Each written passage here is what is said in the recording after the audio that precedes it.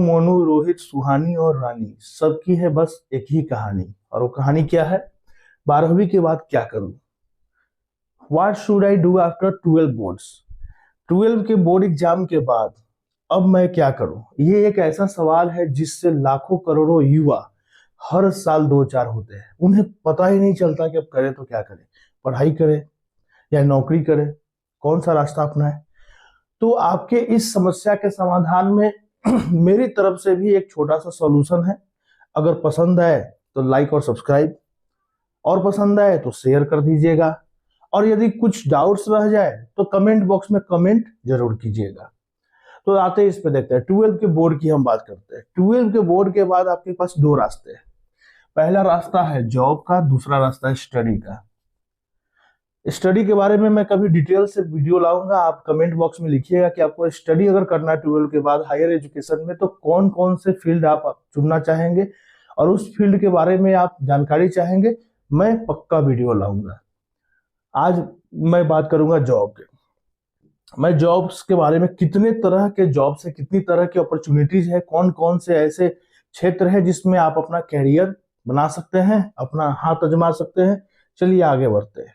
तो मैं जॉब्स में केवल आज गवर्नमेंट जॉब्स की बात करूंगा। प्राइवेट जॉब्स तो बहुत सारे हैं। गवर्नमेंट जॉब्स कौन कौन से हैं 12 के बोर्ड के बाद, उसकी बात कर लेते हैं। तो 12वीं के बाद भारत में सरकारी नौकरी के विकल्प, पहला सबसे बड़ा विकल्प है रेलवे। रेलवे बहुत नामी है, बहुत सारे युवा इसमें फॉर्म डालते हैं। हर साल हजारों युवाओं का जॉब इसमें होता है। उसके बाद है SSC, defence, police, state governments और अदर जॉब्स। बारी बारी से हर एक को समझेंगे। हम बात कर रहे हैं रेलवे की। तो रेलवे की जब हम बात करते हैं तो रेलवे में चार तरह के नौकरियां है, सरकारी जॉब्स है 12 के बाद। पहला है आरआरबी एनटीपीसी, जिसका फुल फॉर्म आपके सामने है। दूसरा आरआरबी एएलपी, इसका फुल फॉर्म आपके सामने है। तीसरा है railway protection force RPF, railway की जो पुलिस होती है। और चौथा है ग्रुप डी। ये चार तरह के जॉब रेलवे में पाए जाते हैं। सिलेक्शन प्रोसेस क्या होता है इसको समझिए। रेलवे में तीन चरण में सिलेक्शन होता है।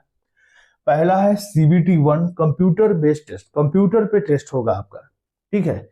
इसमें जनरली क्या पूछा जाएगा? तो सामान्य ज्ञान तो रहेगा ही, जीके रहेगा, सामान्य विज्ञान, जनरल साइंस रहेगा, जो साइंस आप छठा से लेकर 10वीं तक पढ़ते हैं। गणित रहेगा। अंग्रेजी नहीं रहता रेलवे में दोस्तों, अंग्रेजी नहीं रहता। इसलिए मैंने जानबूझ के लिखा ताकि मैं काटूं। आप में से बहुत सारे ऐसे छात्र होंगे जो हिंदी भाषी राज्य से आते होंगे, हिंदी स्पोकन एरिया से आते होंगे, उनको अंग्रेजी नहीं आता होगा। उनके लिए एक बहुत अच्छा जो है ये फील्ड हो सकता है। जिनको अंग्रेजी से भय आता है, अंग्रेजी उतनी अच्छी नहीं है, वो लोग रेलवे में कैरियर बना सकते हैं। तो अंग्रेजी नहीं पूछा जाता है, क्या पूछा जाता है? रीजनिंग पूछा जाता है दोस्तों। यहाँ से रीजनिंग काफी अच्छा खासा पूछा जाता है। और सामान्य ज्ञान के साथ साथ करंट अफेयर्स भी आता है। आस पड़ोस में हमारे चारों ओर कौन कौन सी घटनाएं घट रही है, न्यूज़पेपर वगैरह से भी क्वेश्चन आते हैं। और भी है, जीएस से भी क्वेश्चन आते हैं, जिसमें हिस्ट्री, ज्योग्राफी, पॉलिटिक्स सब में से मिक्स करके क्वेश्चन आते हैं। यह भी एक ऑनलाइन परीक्षा है, सीबीटी 2। इस एग्जाम को पास करने के बाद आपको एक और एग्जाम पास करना होगा, जिसको सीबीटी 2 बोलेंगे, कंप्यूटर बेस्ड टेस्ट का दूसरा चरण। यह भी ऑनलाइन परीक्षा है, लेकिन इसमें जो विषय होंगे वो पद के अनुसार अलग अलग होंगे। कुछ विषय तो कॉमन होंगे, पहले जैसे ही होंगे, गणित वगैरह ये सब, लेकिन कुछ ऐसे ऐसे भी विषय होंगे। अब जैसे मान गए आप किसी पद के लिए जा रहे हैं, उस पद के लिए जरूरी है अकाउंट के नॉलेज की जरूरत है, कंप्यूटर के नॉलेज की जरूरत है, या कुछ अदर स्किल की जरूरत है, तो उसका एग्जाम यहाँ पे होगा। और तीसरा चरण होता है typing test, skill test, physical efficiency test, CBAT. बहुत तरह के टेस्ट होते हैं तीसरा चरण में। जब जैसे मान गए आपने निकाल लिया, निकालने के बाद जैसे आप लोको पायलट बोल रहे हैं, आप गुड्स गार्ड बनना चाहते हैं, स्टेशन मास्टर बनना चाहते हैं, तो रेलवे में एक बात याद रखिएगा, फिजिकल इफिशियंसी टेस्ट काफी कई सारे पद में पूछा जाता है, जिसमें आपको दौड़ भी कराया जा सकता है। आपको बोरा दे दिया जाएगा, उसमें बालू भर के आपको दौड़ना होगा। जैसे मेरा एक बार आरआरबी ग्रुप डी का एग्जाम निकला था 2019 में, दानापुर पटना में दौड़ था मेरा। तो बोरा लेकर तो मैं 100 मीटर दौड़ गया, लेकिन चूंकि बैठक करते करते पढ़ाई करते करते खेलना मैं भूल गया, दौड़ना मैं मेरा छूट गया, तो इसलिए मैं दौड़ में नहीं निकाल पाया। ठीक है, एक दो राउंड में ही तो मेरा हड्डी पसली सब बराबर, अचौनी पचौनी बाहर हो गया, मेरा तो हालत खराब हो गया, मैं बैठ गया ग्राउंड में, हार मान गया।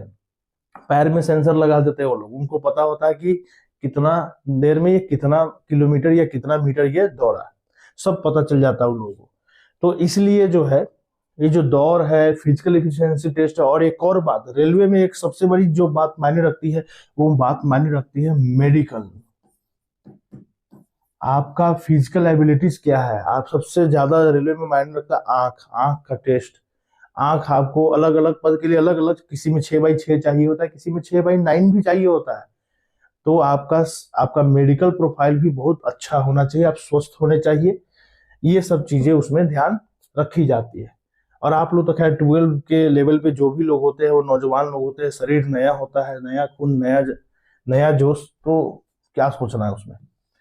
अच्छा दोस्तों, आगे आते हैं, थोड़ा और पैटर्न आपको बताता हूं मैं, किस किस तरह का एग्जाम होगा, कैसे एग्जाम होगा, थोड़ा जान लेंगे तो आसानी होगा आगे समझने में। तो आरआरबी एनटीपीसी का जो एग्जाम होता है 2024 का मैं पैटर्न बता रहा हूँ, स्टेज 1 यानी कि सीबीटी 1 का मैं बता रहा हूँ। इसमें मैथमेटिक्स के 30 क्वेश्चन होंगे, टोटल 30 मार्क्स के, यानी एक क्वेश्चन 1 मार्क्स के होंगे। जनरल इंटेलिजेंस या जिसको रीजनिंग बोलते हैं 30 क्वेश्चन 30 मार्क्स के। जनरल अवेयरनेस में जीके, जीएस, करंट अफेयर सब आ जाता है।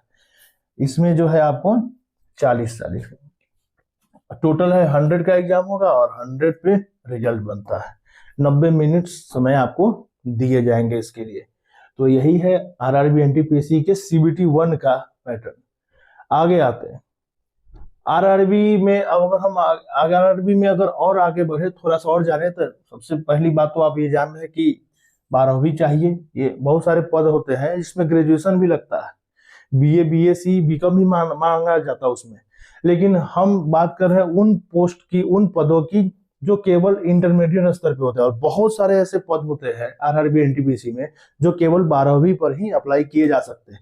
बस एक बात आपको ध्यान रखना होगा, क्या ध्यान रखना होगा, 12वीं कक्षा 50% अंकों के साथ उत्तीर्ण होना चाहिए।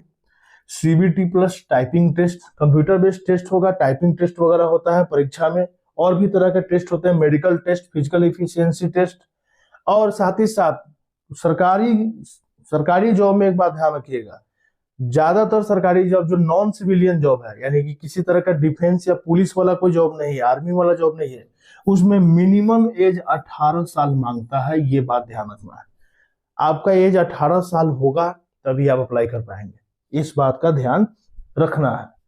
और उसके बाद इसमें अगर पद की बात करें तो बहुत सारे पद होते हैं, जैसे कुछ उदाहरण मैं आपके सामने रखता हूँ, जूनियर क्लर्क, कम टाइपिस्ट, अकाउंट क्लर्क, कम टाइपिस्ट, कॉमर्शियल क्लर्क। देखिए क्लर्क वाले पोस्ट ज्यादातर 12वीं स्तर पे ज्यादातर सरकारी एग्जाम्स में आपको क्लर्क लेवल के पोस्ट मिलते हैं। और सैलरी आप देख सकते हैं पद के अनुसार 19,900 से लेकर 63,200, उससे भी थोड़ा अंतर भी हो सकता है, मैंने एक अनुमान लिया है। उसके बाद अगर हम बात कर लेते हैं असिस्टेंट लोको पायलट की, अगर बात कर लेते हैं, असिस्टेंट लोको पायलट जो होता है, लोको पायलट यानी जो ट्रेन का ड्राइवर होता है, ट्रेन को चलाता है उसमें। और टेक्नीशियन की बात करते हैं जो टेक्निकल डिपार्टमेंट को देखता है, इसमें इलेक्ट्रिकल, मैकेनिकल और इंजीनियरिंग बैकग्राउंड के लोग भी जाते हैं।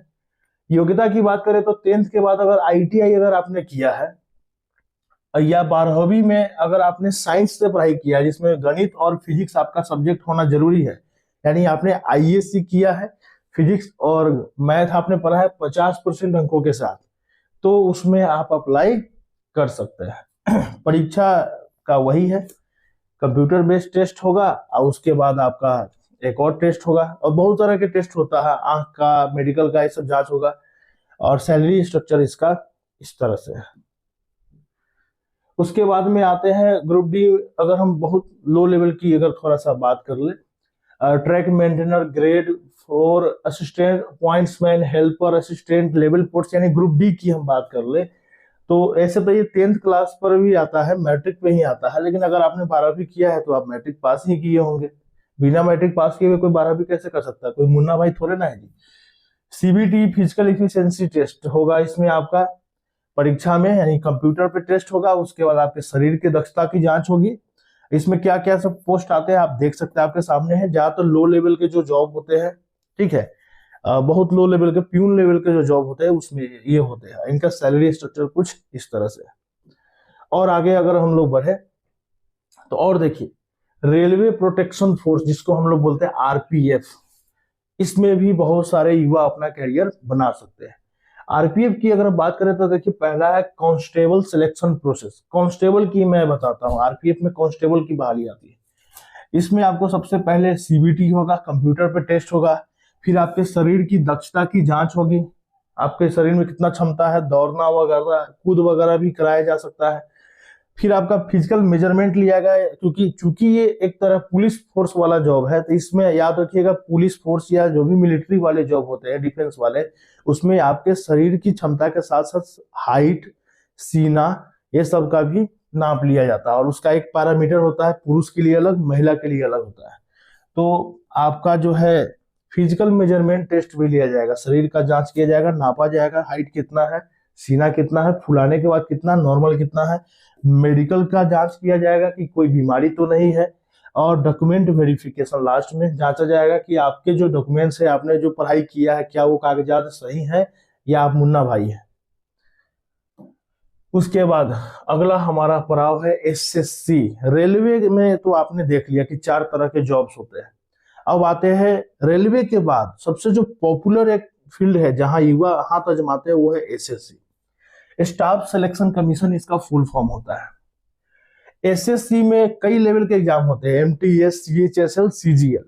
ये जो सीएचएसएल होता है इसका फुल फॉर्म होता है कंबाइंड हायर सेकेंडरी, यानी कि 12वीं को कहा जाता है हायर सेकेंडरी लेवल एग्जाम, यानी 12वीं स्तर पे, इंटरमीडिएट स्तर पे एग्जाम होता है जिसको बोलते हैं एसएससी सीएचएसएल। इसमें भी कई तरह के पद होते हैं, जैसे लोअर डिवीजन क्लर्क, एलडीसी का पद आता है, पोस्टल असिस्टेंट होता है, डाटा एंट्री ऑपरेटर होते हैं, और सॉर्टिंग असिस्टेंट होते हैं। इतने तरह के पद होते हैं किसमें, सीएचएसएल में। और एसएससी में और भी होते हैं। अब सिलेक्शन प्रोसेस की अगर बात कर दे इसके सीएचएसएल की, तो देखिए, सॉरी, आरआरबी एनटीपीसी की हम बात नहीं कर रहे हैं, हम बात कर रहे हैं एसएससी सीएचएसएल की। टाइपिंग मिस्टेक, क्षमा चाहता हूं। तो एसएससी सीएचएसएल परीक्षा में 2 चरण होते हैं, 2 स्टेप्स होते हैं। पहला है टायर 1, इसमें टायर चलता है। टायर 1 में क्या होता है, ये एक ऑनलाइन परीक्षा है, यानी ये भी सीबीटी है, ऑनलाइन परीक्षा है, जिसमें सामान्य बुद्धिमत्ता यानी रीजनिंग, सामान्य जागरूकता यानी कि जीके, जीएस, करंट अफेयर्स, ये सब साइंस वगैरह, गणित और अंग्रेजी के सवाल शामिल है। यहाँ अंग्रेजी से भी प्रश्न आते हैं और अच्छा खासे लेवल के क्वेश्चन होते हैं। इसको पास करने के बाद आपका टायर 2 होगा। टायर 2 भी ऑनलाइन परीक्षा होगी, जिसमें ज्यादातर वही पैटर्न रहता है। उसमें कुछ सब्जेक्ट बढ़ भी जाएंगे, जैसे कंप्यूटर का ज्ञान, टाइपिंग स्किल, ये सब चीजें जांची जा सकती है, वो पोस्ट के हिसाब से होगा। लेकिन बहुत सारी चीज जो पैटर्न एग्जाम का जो सिलेबस इसका है, ज्यादातर सिलेबस यहाँ मैच करता है। यहाँ भी अंग्रेजी, गणित, reasoning, GK, GS, current affairs सब होता है, लेकिन कंप्यूटर वगैरह थोड़ा बढ़ जाता है। अब एग्जाम पैटर्न की बात करते हैं, तो एसएससी सीएचएसएल टायर 1 का मैं आपको बताता हूँ। टायर 1 में क्या होता है, जनरल इंटेलिजेंस यानी कि जिसको रीजनिंग कहते हैं, उससे 25 क्वेश्चन आएगा। एक क्वेश्चन 2 नंबर का होगा, 2 मार्क्स का, 50 मार्क्स का एग्जाम होगा। जनरल अवेयरनेस में होता है जीके, जीएस, करंट अफेयर्स। देखिए, जीके का मतलब आप जानते ही, सबसे लंबा, ऊंचा, छोटा, भारत में सबसे लंबा पुल, सबसे ऊंचा पहाड़, ऐसा टाइप का जो होता है। ऐसा नहीं कि सिर्फ यही होता है, और भी होता है जीके में। तो जीके होगा इसमें। जनरल अवेयर्स में क्या क्या होता है, जीके होता है, जीएस होता है, जनरल स्टडी मतलब हिस्ट्री, ज्योग्राफी, पॉलिटी, साइंस सब आ जाता है उसमें। और करंट अफेयर्स का मतलब हमारे चारों ओर अखबारों में, न्यूज में क्या चल रहा है, उससे रिलेटेड क्वेश्चन रहेगा। 25 रहेंगे, 50 नंबर के होंगे, 25 क्वेश्चन रहेंगे। उसी तरह क्वांटिटेटिव एप्टीट्यूड, बेसिक अर्थमेटिक। देखिए, अर्थमेटिक यानी मैथमेटिक्स, मैथ के सवाल रहेंगे। अर्थमेटिक स्किल पे ज्यादातर बेसिस रहेंगे, कैलकुलेशन वाले सवाल ज्यादातर होंगे। 25 क्वेश्चन होंगे, 50 मार्क्स के होंगे। उसके बाद इंग्लिश का आपका एग्जाम होगा, इसमें बेसिक नॉलेज आपका जांचा जाएगा कि आपका बेसिक नॉलेज अंग्रेजी का कैसा है, इसमें भी 25 क्वेश्चन होंगे और 50 मार्क्स होंगे। टोटल एग्जाम होगा, टोटल क्वेश्चन होंगे 100 और टोटल नंबर होंगे 200। 200 पे एग्जाम होगा। समय दिया जाएगा 60 मिनट, मात्र 1 घंटा। सोचिए, वहां 90 मिनट था रेलवे में, अंग्रेजी भी नहीं था। और यहाँ देखिए 100 क्वेश्चन है यहाँ भी, लेकिन समय मात्र आपको 1 घंटा 60 मिनट मिल रहा है। और जो पीडब्ल्यू है, यानी जो दिव्यांग लोग हैं, जो शरीर से थोड़े अक्षम हैं, उनके लिए 80 मिनट, 20 मिनट उनको एक्स्ट्रा दिया जाएगा। तो देखिए, आप इस चीज को समझिए। यहाँ पे पैटर्न को मैं क्यों बता रहा हूँ, ये सब देखने से आपको पता चला। अब मान के सीधे मैं बोल देता कि हाँ देखिए, एक CHSL का एग्जाम होता है, आप लोग उसको देख के ये बन सकते हैं। अरे भाई, हलवा है क्या कि सीधे बन जाएंगे? पैटर्न देखिए क्या क्या पूछता है, क्या प्रोसेस है, थोड़ा दिमाग में रहेगा तो आगे बढ़ा पाएंगे कदम। ठीक है, तो थोड़ा आपको मैं जानकारी देते जा रहा हूँ। ये है टायर 2 का। टायर 2 यानी सेकेंड चरण का जो एग्जाम होगा, जो आपको चुनने के लिए एग्जाम होगा फाइनल। तो जो फाइनल एग्जाम होगा उसका ये पैटर्न है। आप वीडियो को आप पॉज करके देख सकते हैं, रोक के देख सकते हैं कि देखिए कितने कौन कौन से सब्जेक्ट, ज्यादातर वही सब्जेक्ट है। एक कुछ सब्जेक्ट सेक्शन, इसमें सेशन 2 में थोड़ा बढ़ जाएगा, जिसमें आपका स्किल टेस्ट होगा, जिसमें आपका टाइपिंग जांचा जाएगा। ठीक है, और भी तरह के स्किल होते हैं, टाइपिंग हो गया, स्टेनोग्राफी होता है, और भी बहुत तरह का होता है, जैसे लेटर लिखना है ना, लेटर लिखने के लिए, समरी लिखने के लिए, बहुत सारा पैराग्राफ लिखने के लिए कंप्यूटर नॉलेज भी जांचा जाएगा आपका इस वाले चरण में। अलग अलग पद के लिए कुछ चीजें बढ़ घट भी सकती है, कुछ और तरह के भी टेस्ट लिए जा सकते हैं, इसको ध्यान में रखना है। अब आते हैं स्टाफ सिलेक्शन कमीशन में। CHSL की बात करें तो और भी पद है। एक स्टेनोग्राफर का भी एग्जाम आता है, स्टेनोग्राफर भी होता है, SSC स्टेनोग्राफर का एग्जाम होता है, वो भी 12वीं स्तर पे आता है, दे सकते हैं।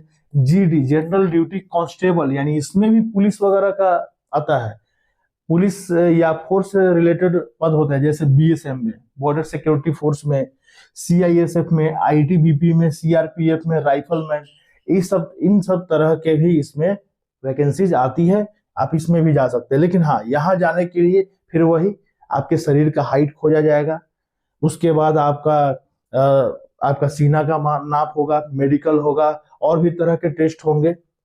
मल्टीटास्किंग में भी आप लोग जा सकते हैं, नॉन टेक्निकल स्टाफ में। ये मैट्रिक पे आता है, लेकिन चूंकि आपने 12वीं किया है तो आप इसका भी फॉर्म भर सकते हैं, MTS जिसको बोलते हैं। अब आते हैं दोस्तों, अगला जो है वो है डिफेंस एग्जाम। बहुत पॉपुलर है, युवाओं के बीच लोगों का सपना होता है। तो डिफेंस एग्जाम में भी हाथ आजमाया जा सकता है, जिसमें है नेशनल डिफेंस एकेडमी या नेवल एकेडमी, बहुत नामी है, जिसको आप लोग NDA और NA के नाम से जानते हैं। बहुत नामी है, बहुत पॉपुलर है। लगभग हर स्टूडेंट जो 12 में पढ़ता है या पास किया है, सबने इसका नाम सुना होगा, NDA और NA का। खासकर साइंस के स्टूडेंट जरूर इसका नाम सुने होंगे।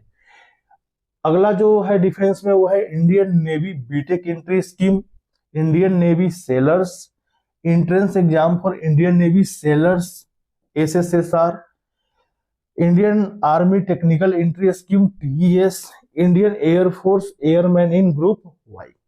इतने तरह के डिफेंस के एग्जाम होते हैं क्लास 12 के बाद। अब इन सब में क्या चाहिए?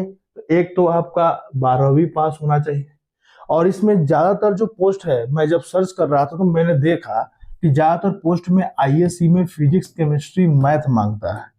तो चलिए और थोड़ा डिटेल से जानते हैं कि क्या चाहिए इसमें अगर आपको जाना हो तो। जैसे मैं NDA का आपको बताता हूँ, इसी से आपको आइडिया मिल जाएगा, इसी से रिलेटेड है सबका, इसी के आसपास या इसी के जैसा बाकी का क्या है, क्वालिफिकेशन या एलिजिबिलिटी की बात करें, पात्रता क्या होगी, तो उसके बारे में आगे बात करते हैं। सबसे पहले तो आपका एज इसमें बहुत मायने रखता है। डिफेंस जॉब में एज बहुत मायने रखता है। ज्यादातर पद मैंने देखे हैं कि 16.5 साल से लेकर 19.5 साल, या कहीं कहीं तो मैंने देखा है कि 16 से लेकर 20 तक के भी लेते हैं। ठीक है, 16 से 20 के बीच का आपका एज होना चाहिए। और हमें ज्यादातर पता है कि ISC करते करते, 12 करते करते ज्यादातर बच्चों का एज 16, 16.5 साल पार हो जाता है। क्वालिफिकेशन की बात करें अगर हम, योग्यता की, तो इसमें 12 पास होना चाहिए। और 12 सिर्फ किससे पास होना चाहिए? आईएससी से। और आईएससी में कॉम्बिनेशन क्या होना चाहिए? फिजिक्स, केमिस्ट्री और मैथ होना चाहिए, बायोलॉजी नहीं चाहिए। तो यहाँ आप ध्यान रखिएगा, आईएससी करने के, साइंस से पढ़ने के फायदे आपको यहाँ पे दिखेंगे। अनमैरिड होना चाहिए, सबसे बड़ी बात, शादीशुदा नहीं होना चाहिए। आर्मी जॉब में ये चीज, डिफेंस में मायने रखती है। Only male candidates are eligible for NA. Naval वाले में केवल कौन जा सकते हैं? एनए में मेल कैंडिडेट, केवल लड़के जा सकते हैं, महिला नहीं जा सकती है। और यहाँ है फिजिकल स्टैंडर्ड्स, और कुछ फिजिकल स्टैंडर्ड्स होंगे उसके, जैसे आपका हाइट, आपका सीना, उसके साथ साथ और भी तरह का आपका वेट वगैरह भी जांचा जाएगा, मेडिकल टेस्ट होगा, दौड़ भी कराया जा सकता है, और भी तरह के फिजिकल टेस्ट लिए जा सकते हैं। इसको ध्यान में रखना है। और एग्जाम भी काफी अच्छा होता है, तो तगड़ा लेवल का एग्जाम होता है। तो ये तो था हमारा, देखिए ये तो था हमारा डिफेंस एग्जाम। अब बहुत जगह मैंने देख रहा था, जैसे नीचे इधर में आएंगे आप, तो कुछ कुछ में तो जेई मेन भी मांग रहा था। अगर आपने आईआईटी जेई मेन का एग्जाम पास किया तो वो भी मांग रहा था। बहुत में मैंने देखा कि, ये तो मैंने एनडीए का आपको समझाया, बहुत में ऐसा था कि एज आपका 17 से 20 के बीच में था। बहुत में ऐसा देखा कि वो आईएससी मांग रहा है, वो बोल रहा है कि आईएससी पास होना चाहिए, ये भी कह रहा है कि फिजिक्स, केमिस्ट्री, मैथ से पास होना चाहिए। लेकिन कहीं कहीं ऐसा भी कंडीशन मैंने देखा कि 70% के साथ पास होना चाहिए, मिनिमम 60%। ऐसा नहीं कि सीधे पास हो गए होना चाहिए, ऐसा नहीं, फर्स्ट डिवीजन होना चाहिए। फर्स्ट डिवीजन में भी 60%, किसी में 70%, ऐसे मार्क्स मांगे जा रहे थे। इसलिए कहा जाता है दोस्तों कि अच्छा जॉब लेना है, लाइफ को आगे सेट करना है, तो मार्क्स मायने रखते हैं बोर्ड एग्जाम्स में। तो अब आते हैं पुलिस जॉब की बात करते हैं। तो पुलिस जॉब बहुत तरह का है, आप जिस भी स्टेट के होंगे, जैसे दिल्ली है तो Delhi police, UP police, Bihar police, अलग अलग तरह के स्टेट्स के पुलिस के एग्जाम होते हैं। पुलिस में भी आप जा सकते हैं। जैसे मैं बिहार पुलिस के बारे में आपको बताता हूँ। एलिजिबिलिटी क्राइटेरिया की अगर हम बात करें, तो सबसे पहला तो क्राइटेरिया है कि आप 12 पास हो। ऐसे तो उसमें पहला क्राइटेरिया है कि आप भारतीय नागरिक हो, बिहार के निवासी हो, और 12 पास हो। आपका एज लिमिट 18 से 25 साल। देखिए पुलिस में एक बात है कि 18 साल मिनिमम होना चाहिए, और ऐसे जनरल कैटेगरी के लिए 25 साल। लेकिन एक चीज ध्यान रखना है, यू आर वगैरह के लिए 25 साल, लेकिन अगर आप अलग अलग कैटेगरी से आते हैं, आप पिछड़ा ग्रुप, पिछड़ी जाति से आते हैं, या अति पिछड़ा से आते हैं, या आप एससी एसटी से आते हैं, तो उनको रिलैक्सेशन भी दिया जा सकता है, यानी ये उम्र बढ़ाई भी जा सकती है। जैसे मान के कोई एसटी एससी से है तो मे भी 28-30 साल तक भी जा सकता है, कुछ कुछ पदों के लिए तो 32 साल भी जा सकता है, एज रिलैक्सेशन। ये चीज ध्यान रखना है। हाइट की बात करें तो हाइट आप देख सकते हैं 165 सेंटीमीटर मांगता है यूआर और बीसी कैंडिडेट के लिए। एसटी एससी और अति पिछड़ा जो है ईबीसी के लिए 160 सेंटीमीटर। फीमेल कैंडिडेट के लिए हाइट 155 सेंटीमीटर चाहिए, चाहे वो किसी भी कैटेगरी की हो। हम बिहार पुलिस की बात कर रहे हैं। चेस्ट की बात करें, सीने की बात करें, तो मिनिमम आपको बिना फुलाए हुए 81 होना चाहिए मेल के लिए, और फुलाने के बाद 86 होना चाहिए। और फीमेल के लिए आपका होना चाहिए 79, और फुलाने के बाद जो है 84 होना चाहिए। तो ये चीज को ध्यान में रखना है, यानी कि शरीर का कद काठ भी मायने रखता है, उम्र और आपका 12 पास होना, ये सब भी मायने रखता है। ये हम पुलिस की बात करें। पैटर्न की अगर बात करें तो क्या क्या पूछता है पुलिस के एग्जाम में, जनरली ज्यादातर स्टेट्स की बात करें तो यही सब होता है। हिंदी, इंग्लिश, मैथ, आपका सोशल साइंस में हिस्ट्री, ज्योग्राफी, सिविक्स, इकोनॉमिक्स, इससे क्वेश्चन रहेंगे। साइंस में फिजिक्स, केमिस्ट्री, जूलॉजी और बॉटनी से क्वेश्चन रहेंगे, साइंस के भी क्वेश्चन रहेंगे। जनरल स्टडीज भी रहेंगे, और करंट अफेयर्स भी रहेंगे, यानी जीके भी रहेगा, करंट अफेयर्स भी रहेगा। 100 मार्क्स का एग्जाम होगा, 2 घंटा समय दिया जाएगा। और ज्यादातर ये जो एग्जाम होते हैं ये कंप्यूटर पे नहीं होते, ऑफलाइन होते हैं, पेपर पे होते हैं, पेन और पेपर बेस्ड एग्जाम होते हैं। तो ये चीज ध्यान रखने वाली बात है। अगला हमारा दोस्तों, अगला जो हमारा क्षेत्र है वो है स्टेट गवर्नमेंट जॉब्स की है। स्टेट गवर्नमेंट जॉब्स मतलब जो भी राज्य सरकार है, चाहे यूपी सरकार हो, यूपी है, बिहार है, झारखंड है, तो जो स्टेट है, जो गवर्नमेंट, जो हमारे राज्य है, राज्य में भी कुछ कर्मचारियों की आवश्यकता पड़ती है सरकार में या सरकारी दफ्तरों में, वहां पे आपका जॉब लग सकता है। जैसे बिहार में एक संस्था है, इसका नाम है Bihar staff selection commission, BSSC. BSSC कई तरह के पद निकालती है, जैसे बहाली आया हुआ भी है अभी। लोअर डिवीजन क्लर्क इसमें भी निकलता है, बिहार सरकार के जो सरकारी दफ्तर है उसके लिए। एलडीसी रेवेन्यू एम्प्लॉय जो होता है, राजस्व कर्मचारी जिसको हम लोग बोलते हैं। पंचायती राज डिपार्टमेंट में पंचायत सचिव का भी बहाली इसी में आता है। जैसे आप लोग वो आजकल जो है एक वेब सीरीज भी आया हुआ है पंचायत सचिव वाला, तो यूपी का वो वेब सीरीज है। उसी तरह बिहार में भी पंचायत सचिव आप बन सकते हैं, मुखिया के साथ मिलके काम करता है। फाइलेरियाज इंस्पेक्टर भी होते हैं, असिस्टेंट इंस्ट्रक्टर, टैंक सहायक क्लर्क, ईटीसी। ईटीसी क्या है, इसमें तो बहुत सारे पद है, लगभग 17-18 तरह के पद है। तो बिहार सरकार के अलग अलग दफ्तरों में, ब्लॉक में, अनुमंडल में, जिला के दफ्तरों में अलग अलग लेवल पे सरकारी कर्मचारियों की आवश्यकता होती है। उसके लिए बिहार एसएससी वैकेंसी निकालती है। बहुत नामी वैकेंसी है, लोग मार करते हैं इस वैकेंसी में जाने के लिए। अगर एक बार हो गया तो जिंदगी झींगा डाला।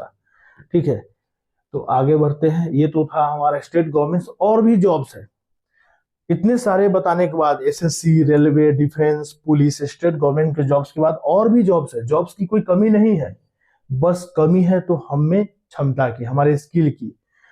हम बेरोजगार इसलिए रह जा रहे हैं क्योंकि हम अपॉर्चुनिटीज का लाभ नहीं उठा पा रहे हैं। हम लोग लगे हुए हैं आईपीएल देखने में, हम लोग लगे हुए हैं गेम्स खेलने में, टाइम पास करने में, रील्स बनाने में, इसलिए हम पिछड़ते जा रहे हैं। हमारा असली फोकस देखिए, जैसे ही आप 12 का एग्जाम पास करें और जब तक आपका टीन एज है, पूरा टीन एज आपको झोंक देना चाहिए करियर बनाने में। एक बार करियर बन गया, अच्छा जॉब लग गया, अच्छे पद पे चलेगा, उसके बाद ऐश कीजिए ना जी। ऐश क्या, पूरा कैश मिलेगा, ऐश करते रहिए।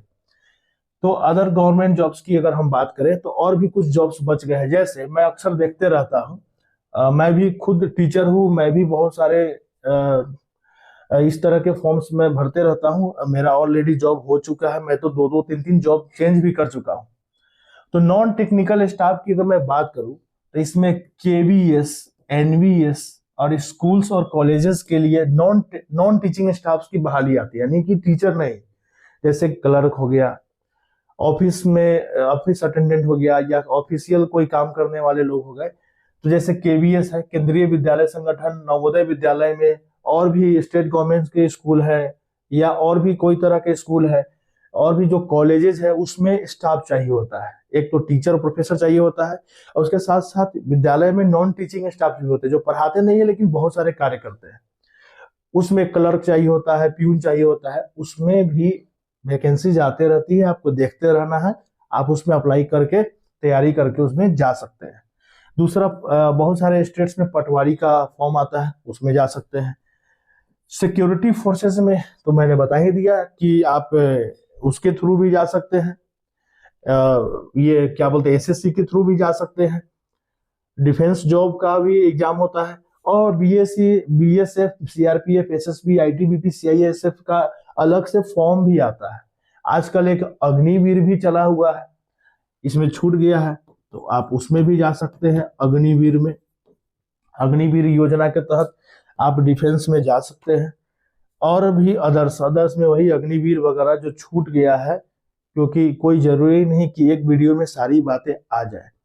तो इन सब को ध्यान में रखते हुए आप अपने कैरियर को आगे बढ़ा सकते हैं। ठीक है, तो आज के लिए इतना ही रहने देता हूं। उम्मीद है कि आपको इतनी सारी जानकारी मैंने देने की कोशिश की है। बड़ा मुश्किल है, इतना सारा डेटा इंटरनेट पर 3 दिन से मैं बैठे बैठे सब मैं जमा किया। अगर आप चाहते हैं कि नहीं, मुझे स्पेशल इसी एग्जाम के लिए सर कुछ बताइए, कुछ टिप्स दीजिए, तो मैं अवश्य दूंगा। बस आप हमारा साथ मत छोड़िए। लाइक, सब्सक्राइब, शेयर, कमेंट, ये बात ध्यान में रखना है। बस आज के लिए इतना ही रहने देते हैं। जय हिंद।